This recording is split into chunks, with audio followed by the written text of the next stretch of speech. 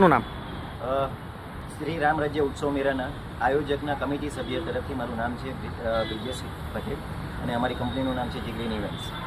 બ્રિજેશભાઈ, એક વિવાદિત video viral થયા છે, લોકોને ફ્રીની જાહેરાત બાદ એન્ટ્રી નથી આપી, શું કહેશો? અમારા આ વિડીયો બાબતમાં અમે એક જ વસ્તુ કહેવા માંગીશું કે અમારું જે ઓફિશિયલ પેજ છે ઇન્ડિયાઝ બિગેસ્ટ કાર્નિવલ, અમારા ઓફિશિયલ પેજ ઉપર પહેલેથી જ ડિક્લેરેશન છે કે આના માટે 4 વાગ્યાથી લઈને 6:30 વાગ્યા સુધી જ ફ્રી એન્ટ્રી રાખવામાં આવી હતી અને ત્યારબાદ એક પર એક ટિકિટ ફ્રી રાખવામાં આવી છે. અને આ કરવાનો પાછળનો મુખ્ય હેતુ એક જ કે અહીં પબ્લિકને અમે કંટ્રોલ કરી શકીએ, કારણ કે ફ્રી એન્ટ્રીના લીધે આઉટ ઓફ કંટ્રોલ પબ્લિક થાય તો તેના માટે અમે સાવચેતીથી પગલાં ઓફિશિયલી પહેલેથી જ અમારા પેજ ઉપર લીધા હતા. પણ કેટલાક અનઓફિશિયલ